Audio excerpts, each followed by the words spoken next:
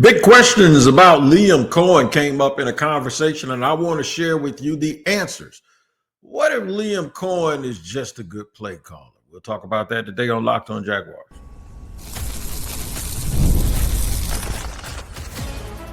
You are Locked On Jaguars, your daily Jacksonville Jaguars podcast. Part of the Locked On Podcast Network, your team every day. It is your team every day here on Locked On Jaguars. We thank you for making us your first listen. I'm Tony Wiggins, the host of the Locked On Jaguars podcast that you can find wherever you get your podcasts. All you got to do is tap in to whatever location you get them, whether you watch or listen, and we will be there making sure we give you the best Jaguar coverage of the day. Here we go. Let's do it. Let's get down to it. I'm going to tell you exactly where we're going and how we're going to end up there and where we're going to start. We're going to do that right now. What if Baalke, that's it? What if Trent Balky was still the GM of this team? We wouldn't have the guys that we have now. We wouldn't have the outlook that we have now. I'm going to try and go back. The only reason I'm doing this is so you all know how much you should appreciate the guys that you have now. But a lot of things that you see wouldn't be where they are. We'll try to use our Trent Balky formula or logic to what we saw him do before and tell you what we think you see right now. All right, the Devin Lloyd possibilities is what we're going to talk about right in the middle. I had to do some research because when I saw my man Bayshu tooting with number 33 on, I said they disrespecting that boy already. Turns out no disrespect at all. The truth of the matter is Devin Lloyd has switched his number from 33 to 0. All right, since Gabe Davis left.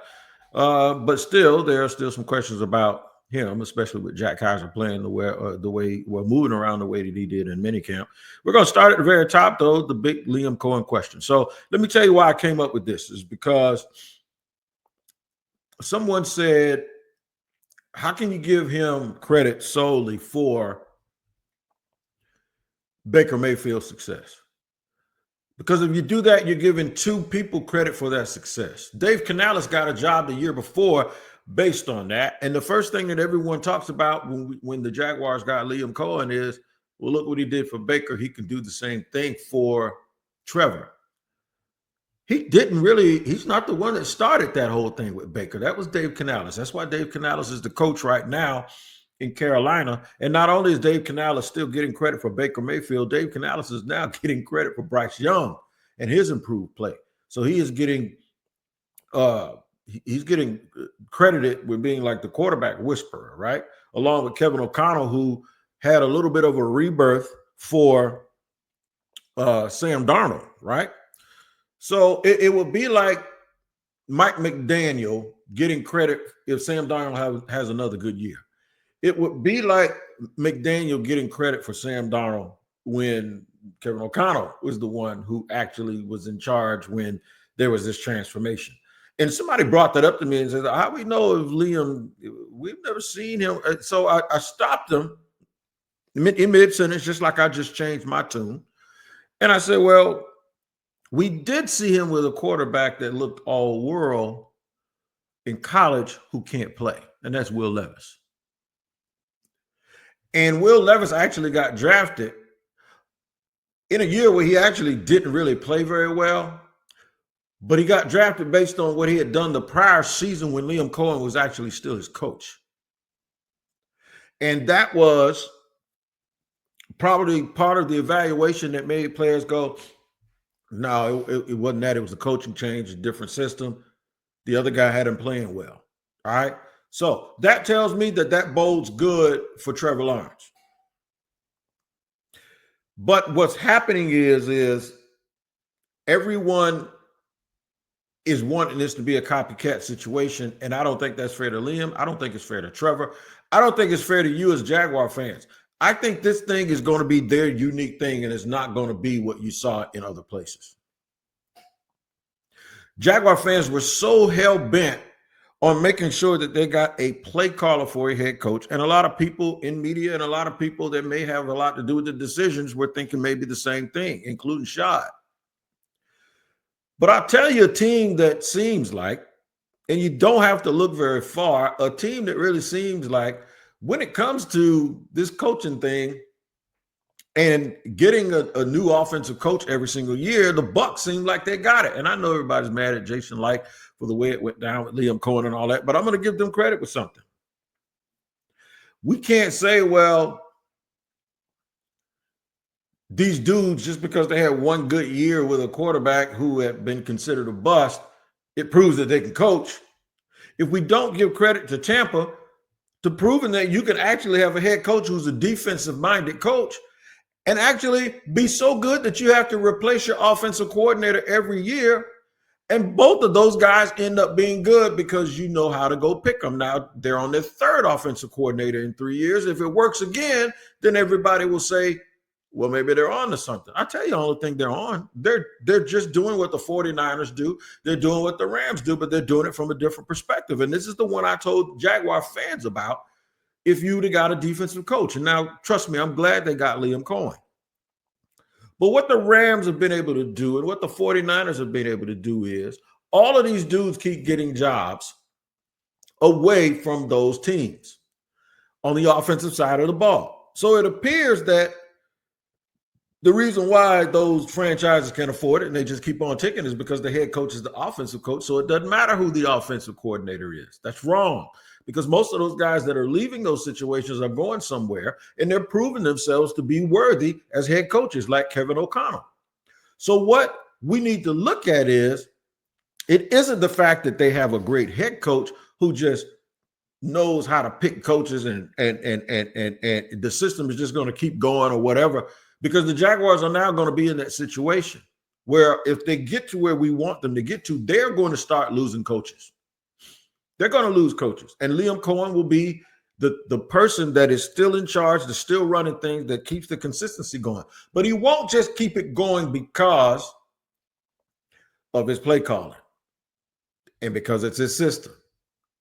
He'll keep it going because he probably knows how to identify coaches that can succeed those that leave. That's what the Rams do very well. Kevin O'Connell leaves, they bring in Liam Cohen. Liam Cohen leaves, they bring in somebody else who's probably going to get a job. This is what they do. So it's identifying the type of coaches, the type of teachers, and having the relationship with those types of people that has allowed them to keep things going. And obviously keeping the coach in place helps. But it's that coach will tell you that all of those guys that come in, that they take time to find out who those people are. And that's why I like this staff so much, because I think that's what they've done. They have done that. It ain't just all on me and I want a bunch of minions just to listen to me. No, you got a bunch of people giving input. You have a bunch of young guys just like you, so that when the Jaguars actually get good and they start losing people,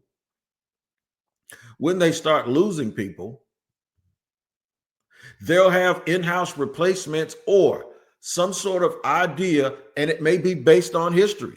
It may be based on the fact that somebody who's coaching with the Jaguars coached in Minnesota, and this young guy, he tells him about it, and they keep like-minded people. Basically what I'm saying is they're doing the same thing staff-wise that they're doing player-wise, and that's why this all works. Alignment in every facet. That's what's going on here, the way this staff is being built, and that's why everything seems to fit. Now, we'll talk about what if. What if they had halfway done it like they started to do and only had hired Trent Balky? Even if they had hired Liam Cohen and then Tony Baselli to be the EVP, even if they hired all the same people, but but Baalke was still the GM. I'll tell you why this. And what if they didn't? Oh my God! What if they still kept Doug Peterson and just fired Press Taylor, like everybody was basically pushing Shad towards doing a little bit? I'm not saying actually pushing him to do it, but you'll see exactly what I'm talking about. I'll tell you the one guy I think they're going to have to replace if they have some success, and that's Anthony Campanile, because most people won't give any of the offensive coaches credit because all of that will go to Liam Cohen. I'll talk about a decision they all have to make about linebacker Devin Lloyd. We'll do that in just a second here on Locked On Jaguars.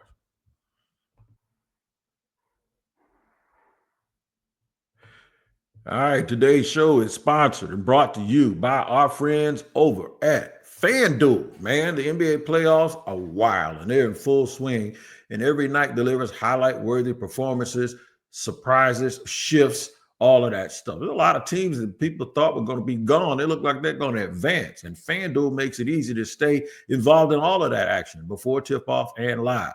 While player props, performance trends, and same-game parlays, with all of those things, fans have more ways than ever to play smart and win very, very big. Now, this Jason Tatum story, obviously, he's banged up. It doesn't look like he's going to keep playing, and Boston needs to win 3 in a row. I don't think they can do it. What about you? All you got to do to put that knowledge to work is go to FanDuel. It's the perfect time to sign up. Head to FanDuel.com and place your first $5 bet. If it wins, you'll get $200 in bonus bets. Make every moment more with FanDuel, official sports betting partner of the NBA.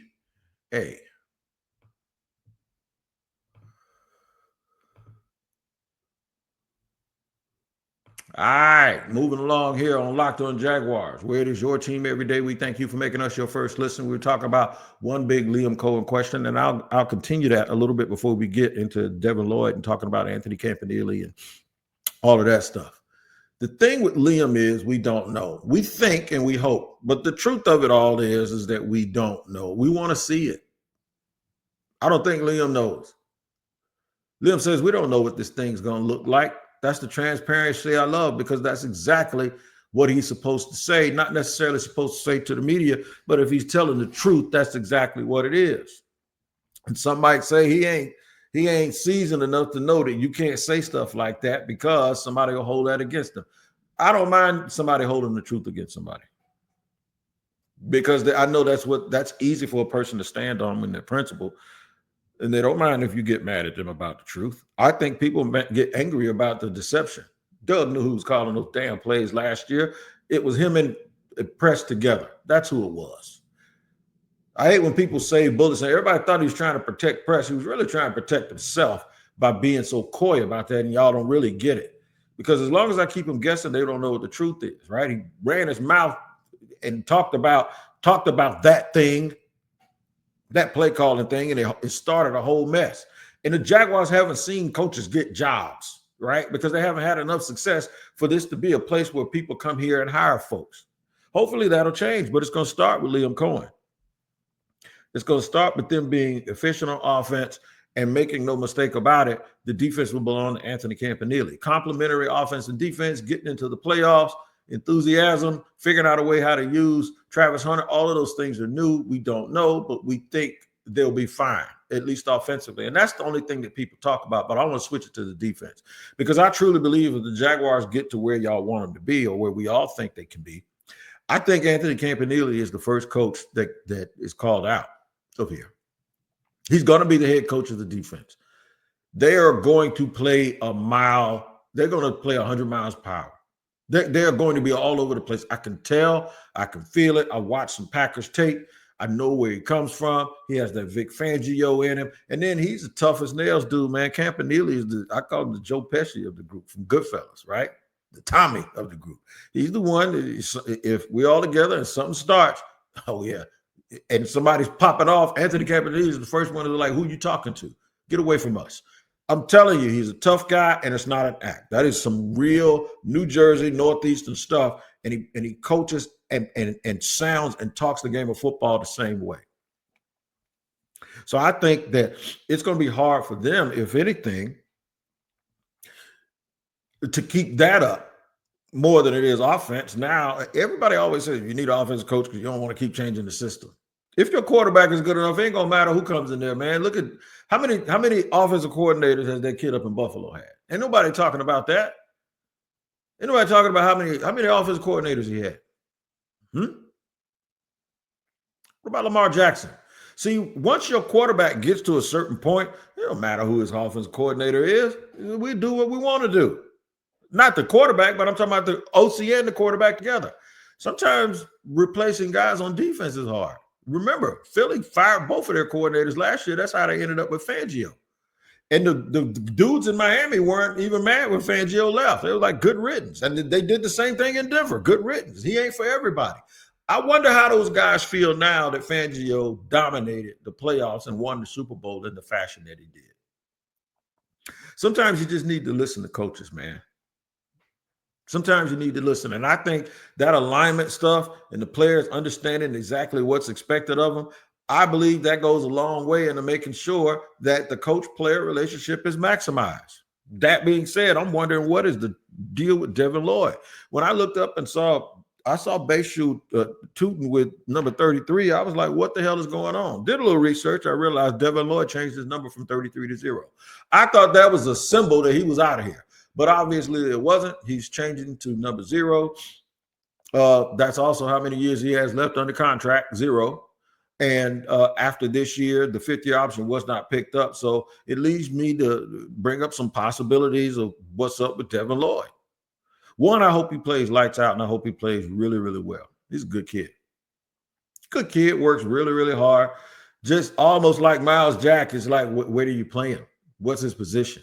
What are we going to do with him? And I do believe you got people still asking that he 9 wide pass rush. What if that's not even what they do? Why? And I keep telling people every time somebody would question me about Jalen Walker or about Abdul Carter, and then those same people in the next breath would talk about Devin Lloyd and say they would actually literally describe the way I say you could use Abdul Carter and Jalen Walker, but they wouldn't buy it in that situation. But it's actually the very thing they keep asking people to do with Devin Lloyd. Move him around, put him in a linebacker in a 4-2-5, certain situations, stick him in the A gap, let him rush on obvious passing downs. And I'm sitting there thinking, like, this is what I keep describing to y'all they need to do with those 2 linebackers if they had stayed put. And by the way, we'll talk about segment 3 because one of them might have ended up here if Trent would have had his druthers. But the possibilities with Devin Lloyd, do they extend beyond this year? Maybe. If he goes out there and plays lights out and becomes a player that they realize and they could give him a little bit of an extension during the middle of the year. Remember, this isn't the old regime where we don't do extensions in the middle of the year. At least they didn't until they did walk a little last year, but that's another story. But the possibilities are yeah. Could he be the dude that you keep around after this year on a slight bump and a little bit of an extension because he wants to stay and keep contributing in a place where he's built something? Could be very, very possible. It also could be possible that he plays well enough, but he's a move on. He's something that people moves on from. I do believe that Jack Kaiser is more of a eventual long-term replacement for Foye Oluwakan than he is for Devin Lloyd. I think Jack Kaiser is a Mike linebacker leader type, and I think they could play side by side. Definitely him. He might play this year. He might play a lot this year. But I do believe he is the eventual quarterback type replacement from Foye Oluwakan. So that still leaves room for a player like Devin Lloyd to have a little bit of an impact. It's possible they could have very well had let him go this year. But it's also possible that a guy like Campanile, who specializes in linebackers and now is going to be defense coordinator, maybe he feels like he can extract something out of Devin Lloyd that Lloyd could not do before. And I think it's worth it. It's definitely worth it. The team used the 1st-round pick on Devin Lloyd. And like I said, not a distraction, really good player, athletic, versatile piece. It's worth it to see what they can do with him. What if Trent Balky was still GM of this team?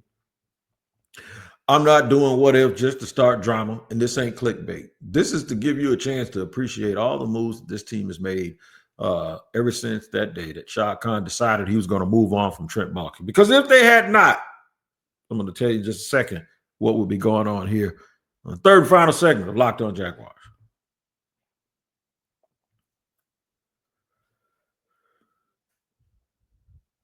If Trent Balky was still the Jaguars GM, what would they look like? They wouldn't look anything like they look right now. If Trent Balky was the GM, they'd have reworked the contracts of Evan Ingram. They would have reworked the contract of Christian Kirk. They would have gave him some money to rework it because Kurt wasn't going to let him do it for free. They would still be telling you that they just have to have healthy Gabe Davis, healthy Christian Kirk, and healthy Evan Ingram to help Trevor and Brian Thomas Jr. I have no doubt in my mind that's exactly what they would have done. I think if Trent Balky were still the GM, One, the trade would not have happened. Before that, let's go back to free agency. Free agency, they wouldn't have got none of those dudes they got, especially the dudes in the secondary. They just wouldn't have done it. If it was Baalke, they probably would have re-signed Andre Sisco, or they would have gone out there and gone after Javon Hargrove. Not Javon Hargrove, Javon Holland. That's probably what they would have done. Or Trayvon Merrick or someone like that, right? Devin Lloyd's fifth-year option would have been picked up. Trayvon Walker's fifth-year option would have been picked up. I think they sit at 6 or 5 in the draft. No one wants to move down. And I would really, I'm telling you, they either would have taken Mimbo and moved him inside the right guard. They would have taken Tyler Booker, or they probably would have taken the tight end Tyler Warren. I'm dead serious. I am dead serious. If the draft would have gone to it, they would not have taken Mason Graham, in my opinion. He really ain't a Trent type pick, okay? If y'all think he's not a pick for James Gladstone, he really ain't a Trent Balky type pick. But I think that's what they would have done. They would have done something like that. In free agency, Trent wasn't getting rid of any of those dudes that he had already signed up. Maybe they don't bring back Sisco. Like I say, they go out and they spend big money on a safety. I think they take another swing or two at interior offensive lineman. You probably see Dahlman here, right? Drew Dahlman is probably your center if they go overboard and want to trade. There's a chance you see them do something like what Chicago did. Maybe you see Joe Thuney or somebody like that on the inside too, along with them. They would have been trying to rise this thing up all in one season, and at the same time justify all of the things that they did in prior free agency years. I will tell you this. I think they would have moved on. They probably would have moved on from Devon Hamilton. I think at this point, you saw them start to, whether it was Roy Robinson, Harris, or whoever, you saw them start to get rid of players that they paid money for. That didn't work out. I honestly believe they probably would have gone in that direction and found maybe a DJ Reader. I think you would have seen Jadeveon Clowney signed here. This would have been a situation where they would have been saying, look, we are not that bad. All we got to do is get healthy. I know y'all heard that before, so y'all know I'm not making this. I almost cursed. Y'all know I'm not making this stuff up. Y'all have heard we just got to get healthy. We just got to hang in there. We just got to hold on a little bit longer. All of that stuff. You've heard it over and over again. Yeah. What about Ashton Genty? I don't think they would have taken Ashton Genty. I don't. But they definitely wouldn't have made the bold move to go up and get Travis Hunter. They would not have done it. That is not a Trent Balky move. Trent Balky ain't giving up. I'm telling you right now, man, Trent Balky is not giving up draft capital for a dude that's going to play two ways. He wanted him to play one way. Trent wouldn't have been with all of that stuff. So all of the enthusiasm that y'all have, he would have probably added one offensive lineman in free agency, like I said, and then one in the draft.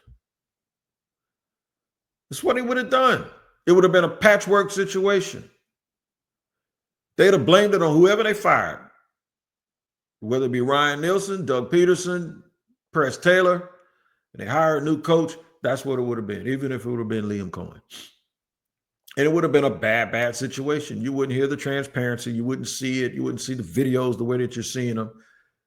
Fans wouldn't be going crazy about, turning the organization around. You wouldn't have this new approach. You wouldn't understand how all of these things seem to tie together, whether it's from the hires that they made to the move for Travis, to those free agency signings, when you blend them in with the things that they did in the draft. Now, by no means am I telling you that this thing is fixed, that it's going to work. Those things are yet to be seen, because this is a business about demonstrated performance. But what I am telling you is it would have looked entirely different. And you wouldn't have had a clue of how it was all supposed to tie together. You see, that's why when I was doing these pods for the last couple of months, I've been telling you, if you pay attention to what happens, It's not about looking forward. It's about answering your own questions. It's about answering your own questions. All the questions that you had when they took over, I wonder what they think about this guy, what they think about this person, what do they feel about this? How do they believe? What's their strategy with this? Well, they just showed it to you. They just showed it to you. And it's only a one-off season sample size, but it is a foundation and a baseline for you to kind of understand how they move. And then when you compare and contrast that to what we have been used to around here, it gives you even more optimism, which is why I'm sitting here doing this. Because I'm reminding you of the things that you got used to before. The things that we thought were normal, the things that we thought were just part of the process, the things that we thought were just being patient and not rushing things, and we don't know what we're doing, the experts know, we'll have to wait and see, all of that stuff. So we can figure out when the game starts what they're doing. I've been saying this for a long time, that when I watch games, I watch teams, they tell me what they've been up to. And when you're 4-13, you've been up to 4-13 type stuff. Now, I honestly understand this process a little bit more, and I'm interested to see how it affects the win-loss column. That's the thing. I have less questions, but now I've turned into a spectator because I want to see if it works. And that's what we're all supposed to be doing. We're supposed to be watching the games, having fun, seeing if what they do works, not trying to figure out if what we're seeing means they don't know what they're doing behind the scenes. That's it. It's just that simple. So it's yet to be seen, but one thing I can tell you is I know we're all glad that we moved on from that past regime. If you want to learn more, which you should, about your team and the rest, make sure you make Locked On NFL Scouting your second listen. The NFL draft might be over, but the roster moves and news never stops. Host Kyle Krabs and Joe Marino will make you feel like the most informed NFL fan this offseason. Find Locked On NFL Scouting on YouTube or wherever you listen to your podcast. We appreciate you joining us and spending 27 and a half minutes with us today. We'll be back as we continue to give you off-season coverage of the Jacksonville Jaguars and the moves that they still need to make. We're going to put this show, tomorrow's show is going to be the one I wanted to do today. We're going to talk about potential holes in the Jaguars team that they might want to tighten up a little bit as we head into the season and get ready, or as we head into training camp to get ready for the season. You guys take care. We'll see you next time here on Locked On Jaguars.